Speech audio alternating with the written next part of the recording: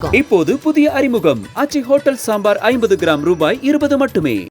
மணப்பெண்ணின் பிரத்யேகமான திருமணம் Vivaha the Chennai silks. GT Holidays, South India's #1 travel brand. You know you are special when you're with GT Holidays. தீராத பிரச்சனையா தீர்த்து வைக்க நாங்கள் இருக்கோம் வாங்க அப்படின்னு ஈஷா சிவராத்திரி அன்னைக்கு பெரிய ஒரு என்டிஏவுக்கான ஒரு டீலை முடிச்சு கொடுத்துருக்காங்க. அந்த கூட்டணி உறுதி செய்யப்பட்டிருக்கு அப்படிங்கிறாங்க. தேமுதிக மட்டும் இல்லாமல் பாமக சார்பான ஒரு நபரும் இன்னைக்கு எடப்பாடி பழனிசாமி சந்தித்து பேசியிருக்காரு. ராமதாஸ் தரப்பும் உறுதியாக போகுது. மார்ச் 1ஆம் தேதி மேடையில் அவங்களாம் ஏற போகிறாங்கன்னு ஒரு தகவல் வருது. அதை பற்றி பேசுவோம். இன்னொன்று நாங்கள் இருக்கோம் அப்படின்னு நாங்கள் எத்தனை நாளாக சொல்லிகிட்டு இருந்தோம், எங்களை நீங்கள் கண்டுக்கவே இல்லையே அப்படின்னு அழகிரி அவரது ஆதரவாளர்கள் ஒரு மன்னன் உள்ளிட்ட ஒரு சில பேர் அதிமுகவில் இணைஞ்சிருக்காங்க. இது திமுகவுக்கு நெருக்கடியா, அழகிரியோட சம்மதத்தோடு தான் அந்த இணைப்பு விழா நடந்திருக்கா அப்படிங்கிறது குறித்தும் பேசுவோம். இன்னொரு தரப்பில் நாங்கள் இருக்கோமா இல்லையான்னு எங்களுக்கும் தெரியல, உங்களுக்கும் புரியல அப்படின்னு காங்கிரஸ் மறுபடியும் கோட்டை அழிச்சு விளையாண்டுட்டு இருக்காங்க. செல்வ பெருந்தகை புதிய தெம்போட பேசியிருக்காரு பெங்களூரு மீட்டிங்க்கு பிறகு. என்ன பின்னணி அப்படிங்கிறது குறித்து விரிவாக பேசலாம். Welcome to sensation.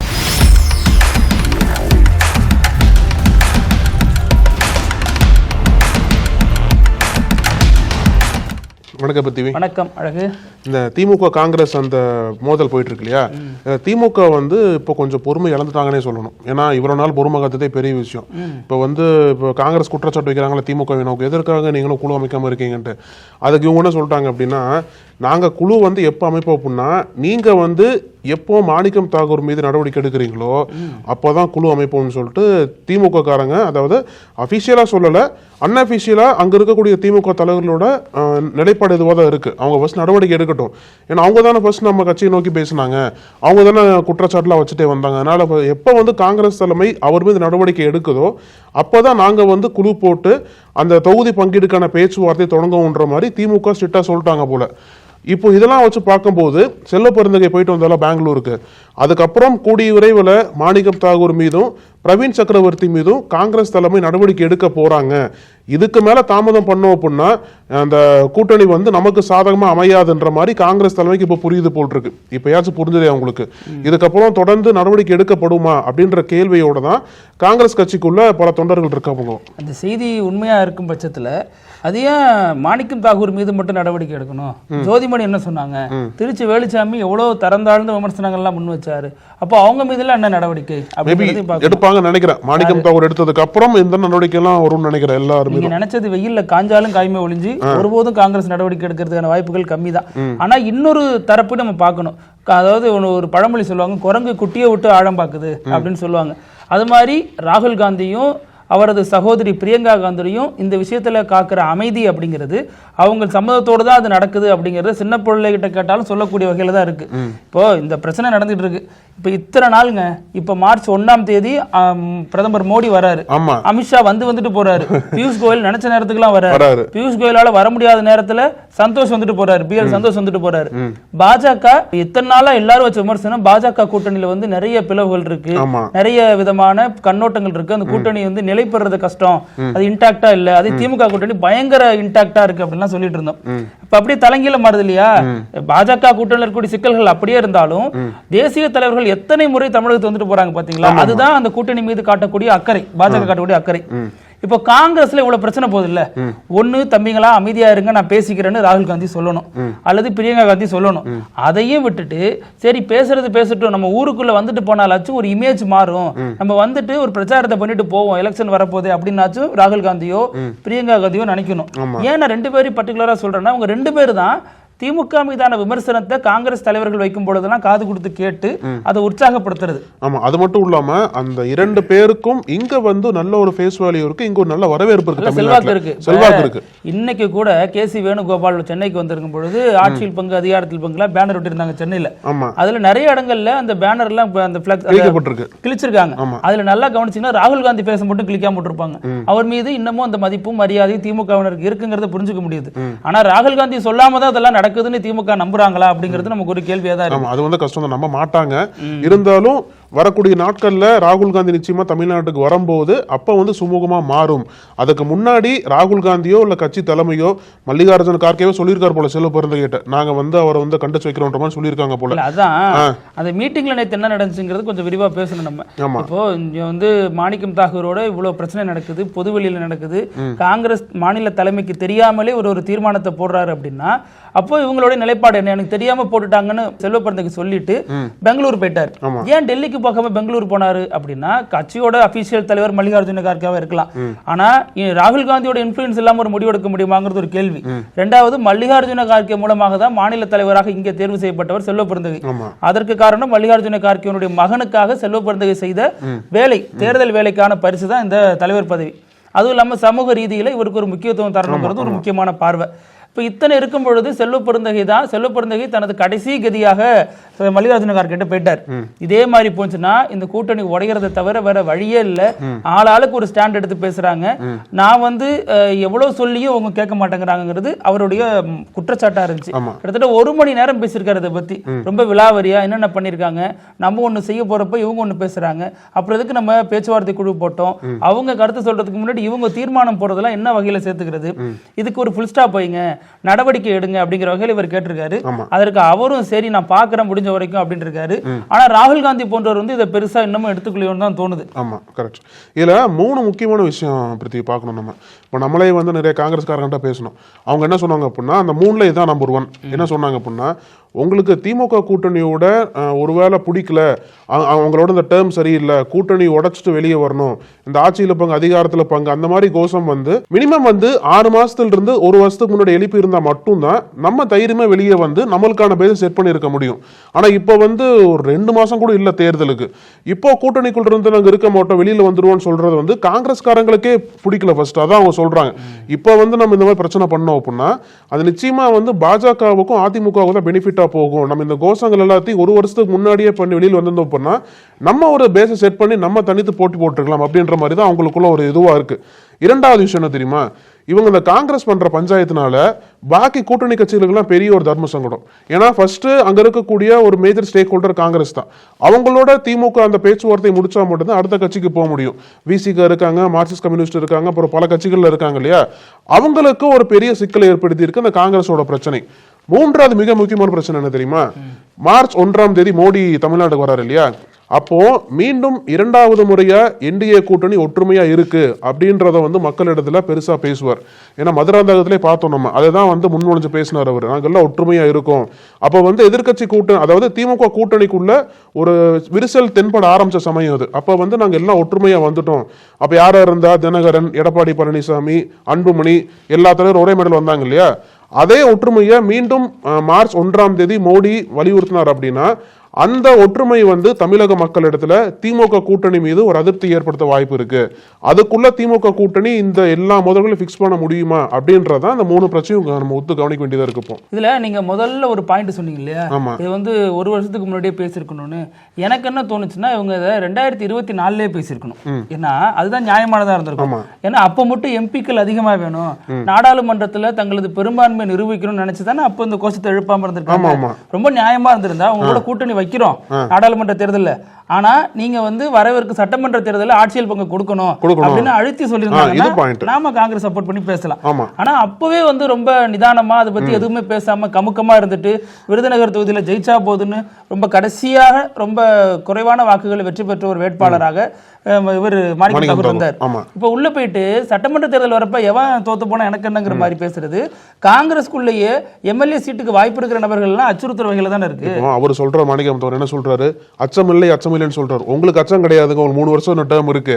ஆனா வரக்கூடிய சட்டமன்ற தேர்தலில் கட்சிக்கு அச்சமா இருக்கா இல்லையா, நீங்க அசால்ட்டா சொல்லிட்டு போயிருவீங்க. நீங்க நின்னீங்கன்னா தெரியும் எம்எல்ஏ தொகுதிக்கு நீங்க எம்பி ஆயிட்டீங்க, 3 வருஷம் உங்களுக்கு கையில பதவி இருக்கு, அதனால அச்சம் இல்லைன்னு சொல்லலாம். ஆனா கட்சிக்கு அந்த அச்சம் இருக்கதானே செய்யும். பாஜக எதிர்க்க போறோம், உண்மையிலேயே நீங்க மீண்டும் பாஜக எதிரியா ப்ரொஜெக்ட் பண்ண போறீங்களா இல்ல உங்களுக்குள்ளேயே நீங்க எதிரியா வச்சுக்க போறீங்களா, அந்த அச்சம் வந்து கட்சிக்கு இருக்கதானே செய்யும். இதுல இன்னொரு ஒரு மெல்லிய ஒரு இழை இருக்கு. செல்வ பெருந்தகையோட பின்னணி, சமூக பின்னணியை வச்சுதான் அவர் அவர் சொல்றதை கேட்காம புறக்கணிக்கிறாங்கிற ஒரு பேச்சும் போயிட்டு இருக்கு. காங்கிரஸ்ல பல ஆண்டு காலமாக இந்த கோஷ்டி பூசல் இந்த பிரச்சனை எல்லாம் இருந்தாலும் செல்வ பெருந்தகையினுடைய சமூக பின்னணி காரணமாக தான் அவர் எது சொன்னாலும் கேட்க மாட்டேங்கிறாங்க. இப்ப கூட செல்வ பெருந்தகை பெங்களூர்ல இருந்து வந்து என்ன சொன்னாருன்னா, பேச தெரியுங்கிறதுனாலயே எல்லாத்தையும் பேசினா கூட்டணி எதுக்கு இந்த அமைப்புகள்லாம் இருக்கிற மாதிரி ரொம்ப கடுமையா பேசியிருந்தாரு. அது மாணிக்கம் தாகூர் தான் மறைமுகமா பேசுறாரு. மாணிக்கம் தாகூர் என்ன சொல்றாருன்னா, இது அண்ணன் தம்பிக்கு இடையிலான பிரச்சனை தான், பாத்துக்கலாம் அப்படிங்கிற மாதிரி ஜஸ்ட் லைக் தட் கடந்து போறாரு. அவர் ஒரு மாநில தலைவர், அவருக்கு தெரியாம நீங்க ஒரு தீர்மானத்தை போட்டு நிறைவேற்றி கூட்டணிக்குள்ள பெரிய சர்ச்சைகளை ஏற்படுத்துவீங்க, பிளவுகளை ஏற்படுத்துவீங்க, அதுக்கான வாய்ப்புகளை வழிவகுப்பீங்க. ஆனா அது கேட்கும் பொழுது அண்ணன் தம்பிங்கிற மாதிரி கடந்து போறது இது அரசியல் ரீதியான ராஜதந்திரம் எல்லாம் கிடையாது. ரொம்ப மோசமான ஒரு அணுகுமுறை. எதுக்கு செல்வ பிறந்தகை போன்றவர் இன்னும் ஹார்ட்டா ரியாக்ட் பண்ணிருக்கணும். ஆனா அவருக்கு உட்பட்ட அந்த வரம்புக்குள்ள அவர் இருக்கணுங்கிறதுனால ரொம்ப மென்மையான போக்கு தான் அவர் கடைபிடிக்கிறாரு நான் பாக்குறேன். இது எல்லாமே மாணிக்கம் தாகூர் போன்ற தலைவர்கள் இந்த மோதல் போக்கு கடைபிடிக்கிறாங்கல்ல, இது எல்லாமே வந்து காங்கிரஸ் தலைவர்களுக்கு பெரிய ஒரு சங்கடத்தை கொடுத்துருக்குன்னு நான் சொன்னேன்னா, வரக்கூடிய நாட்கள்ல தேசிய தலைவர் எல்லாம் வந்து பிரச்சாரம் பண்ணுவாங்க.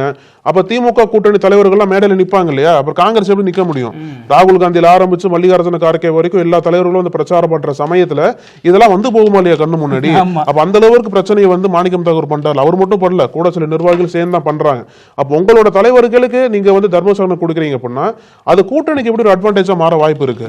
இப்போ காங்கிரஸ் திமுக இந்த கூட்டணி இந்த பிரச்சனை இதற்கிடையில அவங்க வந்து இணையதான் போறாங்க அப்படின்னு விசிக தலைவர் போன்றோர் நம்பிக்கை தெரிவிச்சுட்டு வந்தாலும் இந்த சிக்கல் இன்னும் முற்றுமுழுதா தீர்ந்தபாடு இல்லை. அது வந்து ஒரு தற்காலிக பிரிவா இருக்கா அல்லது கண்ணாடி விரிசல் மாதிரி அது அப்படியே நிலைத்து நிற்க போதா அப்படிங்கிறது நம்ம பார்ப்போம். இந்த எலெக்ஷன் இருக்குது, நிறைய பேச போறோம். அது மாதிரி இப்ப சமீபத்துல ஈஷா சிவராத்திரி நடந்துச்சுல்ல, அதுல வந்து மத்திய இணையமைச்சர் எல் முருகன், அப்புறம் முன்னாள் அதிமுக சேர்ந்த அமைச்சர் வேலுமணி, தேமுதிக பொதுச் செயலாளர் பிரேமலதா விஜயகாந்த், மத்திய பாதுகாப்புத்துறை அமைச்சர் ராஜ்நாத் சிங், இந்த மாதிரி நிறைய பிரபலங்கள் கலந்துக்கிட்டாங்க. அதை வர ஞாபகப்படுத்திட்டீங்க. யாரு படிச்சாங்கன்னு தெரியல, யார் எழுதி கொடுத்தாங்கன்னு தெரியல. ரொம்ப மோசமா பார்த்து நீங்க பேசக்கூடாது. பேசுறவங்க தெரியாம எஸ்பி வேலுமணி கூட இருந்தனாலே சொல்ல முடியுமாங்கிறது ஒரு தவறான ஒரு கணக்கு. அவங்க லாஸ்ட் டைம்ல விஜயகாந்த் வருது, அப்ப அது கூட தெரியாம படிக்க முடியும். அது ஒரு மோசமான இதுதான். நம்ம அது வந்து சரி அவங்க ஏதோ ஒரு பிழையா படிச்சிட்டாங்கன்னு வச்சுப்போமே, அது கடந்து பார்த்தோம் அப்படின்னா இதுல வந்து முப்படையை சேர்ந்த வீரர்கள்லாம் கலந்துக்கிட்டாங்க யூனிஃபார்மோட. அது எப்படி கலந்துக்கிட்டாங்கன்னு இந்திய கம்யூனிஸ்ட் வந்து பெரிய கண்டனத்தை தெரிவிச்சிருக்கு. அப்போ இது வந்து எப்படி ஒரு மதத்துக்குண்டான ஒரு நிகழ்ச்சியை வந்து எப்படி அரசு அதிகாரிகள், அரசு சேர்ந்த மத்திய அமைச்சர், இந்த மாதிரியான முக்கிய முகங்கள் எப்படி வந்து பங்கேற்கலாம்? ஒரு குறிப்பிட்ட மதத்துக்கு உண்டானது எல்லாருக்குமானவர்கள் ஏன் வந்து பங்கேற்கிறாங்க? மோடியே வந்துட்டாருங்க, இவங்க வராத நமக்கு இது பண்ணும். ஆமா, அதாவது பொதுவான ஒரு கோவில் சடங்குங்கிறது வேற. இவர் தனிப்பட்ட முறையில் ஒரு சாமியார், ஒரு கார்பரேட் சாமியார் அறியப்படுற ஈஷாவினுடைய இந்த விழாவுக்கு வராங்க. அதுவும் வந்து குடியரசுத் தலைவர்ல இருந்து ஜனாதிபதி வரைக்கும் அவருக்கு செல்வாக்கு இருக்கு. யாரை வேணாலும் அழைச்சிட்டு வர முடியுது. இத்தனைக்கும் இங்க பல விமர்சனங்கள் அவர் மீது இருக்கு, பல குற்றச்சாட்டுகள் இருக்கு. நம்ம நக்கீரன் பல முறை அதை தொடர்ந்து அம்பலப்படுத்திக்கிட்டே இருக்கு. அப்போ அந்த குற்றச்சாட்டுகள் மீதெல்லாம் என்ன பார்வை முன்வைக்கிறாங்க?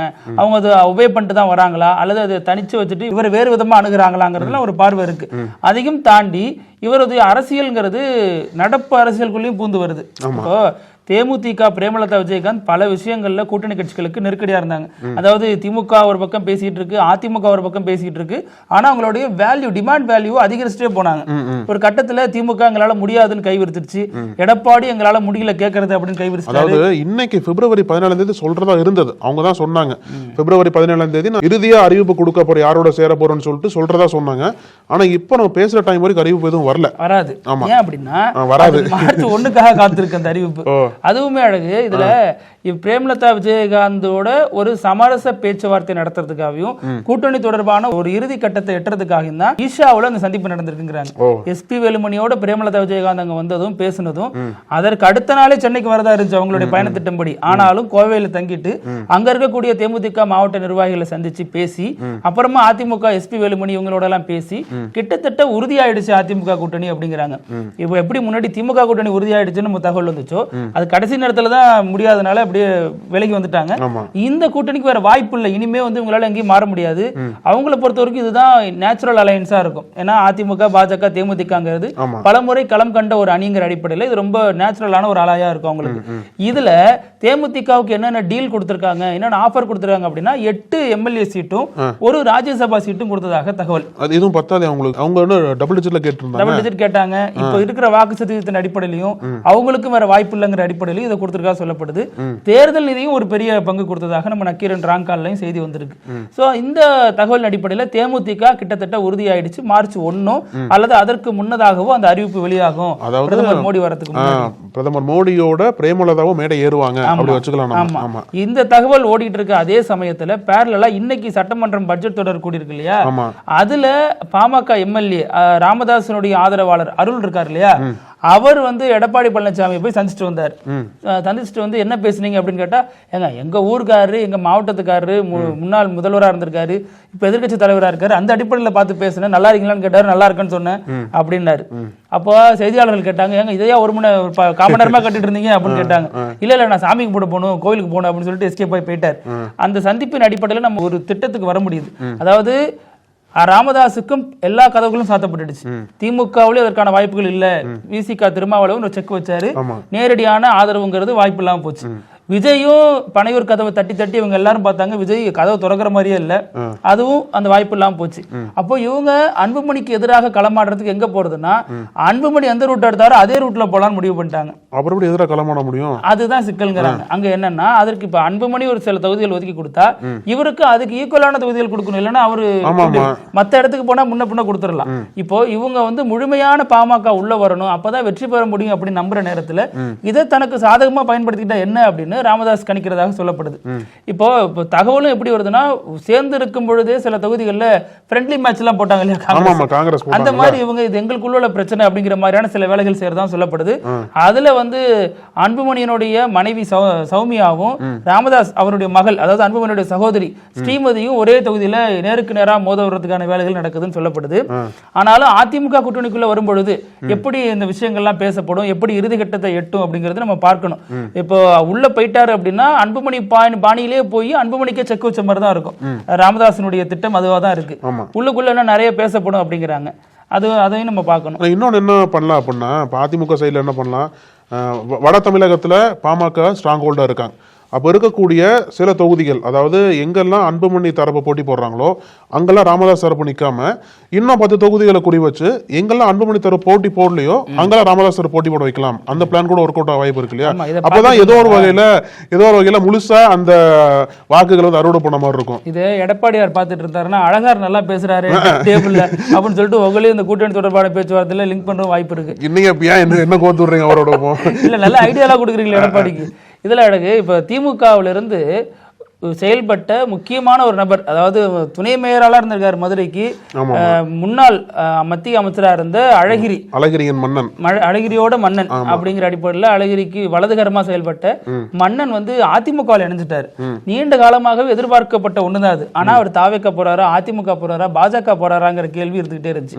ஏன் அப்படின்னா, மன்னன் பொறுத்த வரைக்கும் அழகிரியோட ஆதரவாளர்கள் பலரும் ஸ்டாலின் தலைமை ஏற்றுக்கொண்டு இங்க வந்துட்டாங்க. இடையில கலைஞர் மறைவுக்கு பிறகு அழகிரி சின்னதா ஒரு கழகம் பண்ண பார்த்தாரு இல்லையா, அவர் வந்து தனித்து ஒரு குழுவெல்லாம் கூட்டினாரு. ஆனா யாரும் போகல. ஸ்டாலின் தலைமையிலான திமுக ஸ்திரமா அப்படியே நின்றுடுச்சு. அதன் அடிப்படையில அப்ப சின்ன ஒரு மனக்கசப்பு இருந்துச்சு. அதற்கப்புறம் அழகிரி ஸ்டாலின் சந்திப்புலாம் நடந்துச்சு.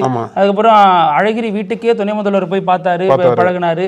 அழகிரி மகன் உடல்நிலை சரியில்லாத போது இங்க முதல்வர் 2 முறை போய் பார்த்தாரு. அப்பல என்ன பேசப்பட்டது அப்படின்னா, அழகிரி மீண்டும் கட்சிக்குள்ள வர போறாரு, தென்மண்டல பொறுப்பை வந்து மீண்டும் எடுக்க போறாருன்னு சொல்லிட்டு பல யூகங்கள்லாம் பேசிட்டு இருந்தது. அப்ப வந்து அவரோட சப்போர்ட்டை ஸ்டாலின் சேர்ந்ததா சொன்னீங்க இல்லையா, அது அழகிரியோட அனுமதியோட சேர்ந்ததா தான் நமக்கு சொல்லப்பட்டது முன்னாடி.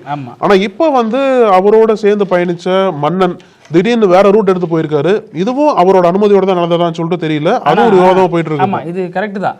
ஆனா இதுல வந்து ரூட் எடுத்தது மன்னன் கிடையாது, திமுக எடுத்திருக்கு. என்ன அப்படின்னா, இவர் பல முறை மன்னிப்பு கடிதம் கொடுத்துட்டாரு. அவருக்கு பல முறை ஸ்டாலினை சந்திச்சு பேசிட்டாரு, எங்களை இணைச்சுக்கோங்க, இந்த மாதிரி பாஜக கூப்பிடுறாங்க, அதிமுக கூப்பிடுறாங்க, அதனால நான் வந்து திமுக தான் இருப்பேன். கிட்டத்தட்ட 2014 கலைஞர் அவங்கள நீக்கினார் இல்லையா, அதற்கு பிறகு 12 ஆண்டு காலம் இவங்க வந்து தனியா தான் இருக்காங்க, எந்த கட்சிக்கும் போகாம அழகிரி ஆதரவாளராகவே அறியப்பட்டாங்க. சோ அந்த அடிப்படையில தான் இது வந்து ரொம்ப காலமா முதல்வருக்கு வைக்கப்பட்ட விண்ணப்பம் தான்.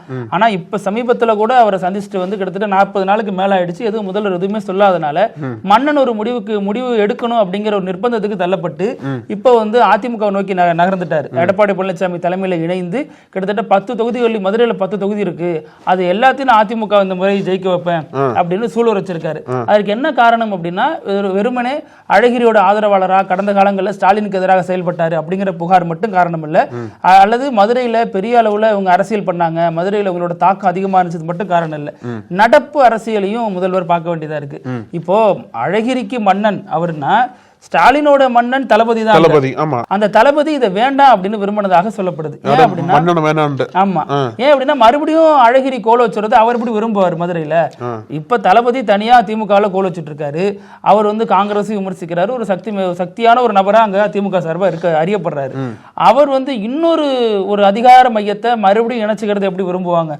சசிகலாவை ஏன் எடப்பாடி எண்ணத்துக்குள்ள தயங்குறாருங்கிற ஒரு காரணம் இருக்கும். அதே மாதிரியான காரணம் தான் இதுவும். ஸ்டாலினுக்கும் இன்னமும் அந்த ஒரு தயக்கம் இருக்குன்னு சொல்லப்படுது. மீண்டும் வந்தா மதுரையில சில விஷயங்கள் நடந்தா நம்ம ஆட்சிக்கும் கட்சிக்கும் கெட்டப்பேராகும், இப்படி ஒரு சம்பவம் நடக்கணுமாங்கிறத ஒரு விரும்பினதாகவும் சொல்லப்படுது.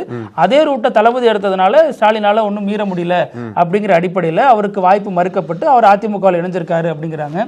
இங்க மறுக்கப்பட்ட வேகத்தில் அங்க போய் இணைஞ்சிருக்காரு. அவர் மிக வேகமா வேலை பார்ப்பாரு அப்படின்னு ஒரு தகவல் இருந்தாலும் அழகிரியோட ஆசி இல்லாமல போய் எடப்பாடி பழனிசாமி தலைமையில் இணைய முடியும் அப்படிங்கிறது ஒரு கேள்வியா இருக்கு. ஏன்னா இன்னமும் அழகிரியோட ஆதரவாளர் தான், அழகிரியோட தீவிர விசுவாசி தான் அவர்.